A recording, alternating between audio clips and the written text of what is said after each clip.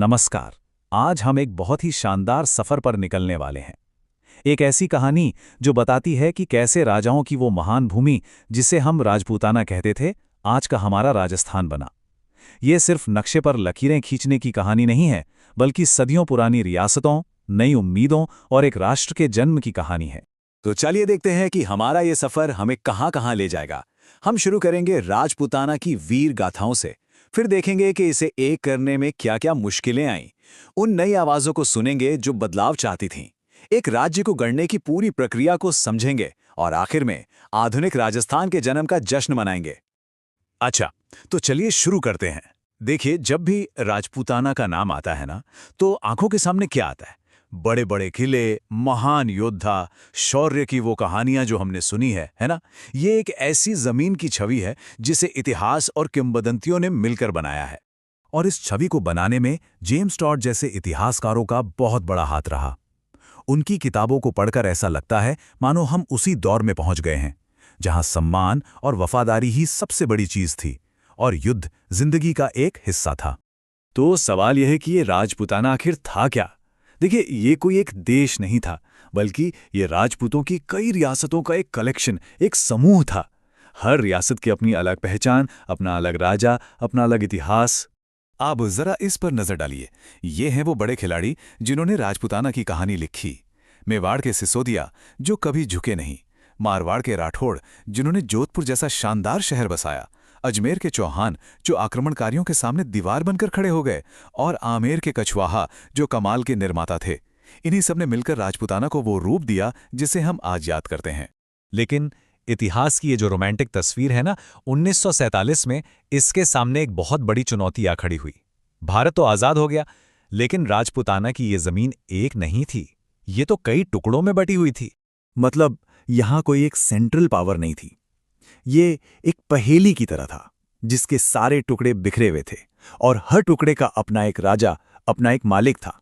जरा सोचिए, इस पहेली का सबसे बड़ा हिस्सा 19 अलग-अलग रियासतें। जी हां, 19। हर एक का अपना राजा, अपनी सेना, अपने कानून। बात यहीं खत्म नहीं होती। इसमें और जोड़ दीजिए 3 अलग ठिकाने या चीफशिप। ये बड़ी रियासतों के अंदर ही छोटे-छोटे, लगभग आज़ाद इलाके थे। नक्शा और भी उलझ गया है ना? और फिर एक इलाका था अजमेर मेरवाड़ा, जो सीधा अंग्रेजों के कंट्रोल में था। तो अब सोचिए, इन सबको जोड़कर एक राज्य बनाना कितना बड़ा, कितना मुश्किल काम रहा होगा।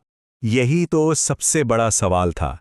कैसे इन सब अलग अलग हिस्सों को, जिनकी सदियों से अपनी पहचान थी, अपनी लड़ाइयां थीं, उन्हें एक साथ लाकर एक मॉडर्न डेमोक्रेटिक राज्य की शक्ल कैसी दी जाए? और इस सवाल का जवाब सिर्फ राजाओं और नेताओं के पास नहीं था। जवाब आ रहा था जमीन से, उन नई आवाजों से जो एक नया भविष्य चाहती थीं। ये एक सीधी टक्कर थी दो सोच की। एक तरफ महाराजा का शासन, जहां उनका कहा ही कानून था, और दूसरी तरफ थी एक नई मांग कि हमें लोकतांत्रिक शासन चाहिए। हमें राजा की प्रजा नहीं, देश के नागरिक बनना है। हमें अधिकार चाहिए। और एक बात साफ कर दूं, ये बदलाव की लहर सिर्फ दिल्ली से नहीं आ रही थी। ये तो गांव-गांव से, किसानों, कार्यकर्ताओं और आम लोगों के दिलों से उठ रही थी। वो लोग जो सामंती व्यवस्था से, उस शोषण से आजादी चाहते थे। और इस पूरे आंदोलन में महिलाओं का जो रोल था, उसे अक्सर भुला दिया जाता है। पर नारायणी देवी वर्मा, किशोरी देवी, जानकी देवी बजाज, इन जैसी अनगिनत महिलाओं ने जमीन पर उतरकर काम किया, लोगों को जोड़ा और शोषण के खिलाफ डटकर खड़ी हुई। आज जब हम इतिहास को पलटकर देखते हैं, तो मॉडर्न रिसर्च हमें इन गुमनाम हीरोइनों के बारे में बताता है। उन्होंने सिर्फ राजनीति में ही नहीं, बल्कि समाज सुधार में भी बहुत बड़ा काम किया। ये इस बात का सबूत था कि बदलाव की ये आग समाज के हर कोने तक पहुंच चुकी थी। तो अब देखिए, सीन पूरी तरह से सेट था। एक तरफ थी सदियों पुरानी रियासतें और उनके राजा, दूसरी तरफ था एक नए भारत का सपना। और इस मुश्किल पहेली को सुलझाने का काम शुरू हुआ, एक ऐसा काम जो 7 अलग-अलग स्टेजेस में पूरा हुआ। और इस पूरे मिशन के आर्किटेक्ट थे सरदार वल्लभ भाई पटेल और उनके सबसे काबिल अफसर वीपी मेनन। इन दोनों ने मिलकर जो किया, वो पॉलिटिकल नेगोशिएशन और स्टेटक्राफ्ट का एक शानदार नमूना था। बातचीत, दबाव, कूटनीति, हर तरीका अपनाया गया ताकि जो नामुमकिन लग रहा था, वो मुमकिन हो सके। तो ये हुआ कैसे? चलिए एक एक करके इन स्टेजेस को समझते हैं। सबसे पहले मार्च 1948 में अलवर, भरतपुर जैसी कुछ रियासतों को मिलाकर बनाया गया मत्स्य संघ। ये पहला कदम था। फिर कुछ ही दिनों में 9 और रियासतें जुड़ीं और बना राजस्थान संघ। फिर आया एक बड़ा टर्निंग पॉइंट जब मेवाड़ जैसी शक्तिशाली रियासत इसमें शामिल हुई। लेकिन असली गेम चेंजर था मार्च 1949, जब जयपुर, जोधपुर, बीकानेर और जैसलमेर यानी 4 सबसे बड़ी रियासतें एक साथ आईं। यहीं से वृहद राजस्थान का सपना सच होने लगा। इसके बाद मत्स्य संघ भी इसमें मिल गया, फिर सिरोही को जोड़ा गया और आखिर में अजमेर मेरवाड़ा के शामिल होने के साथ ये प्रक्रिया पूरी हुई। और देखिए, ये सब कुछ रातों रात नहीं हुआ। इस पूरे काम में 8 साल, 7 महीने और 14 दिन लगे। सोचिए, मार्च 1948 में जो सफ़र शुरू हुआ था वो नवंबर 1956 में जाके ख़त्म हुआ। और हाँ, 30 मार्च 1949 वो तारीख जब बड़ी रियासतें शामिल हुई, वो इतनी ज़रूरी है कि आज भी हम उसे राजस्थान दिवस के तौर पर मनाते हैं। लेकिन ये सिर्फ कागज़ों पर साइन करने की कहानी नहीं थी, ये बहुत ही इमोशनल मामला भी था। जब बांसवाड़ा के महारावल चंद्रवीर सिंह ने विलय पत्र पर साइन किए तो उन्होंने कहा, मैं अपने डेथ वारंट पर हस्ताक्षर कर रहा हूं।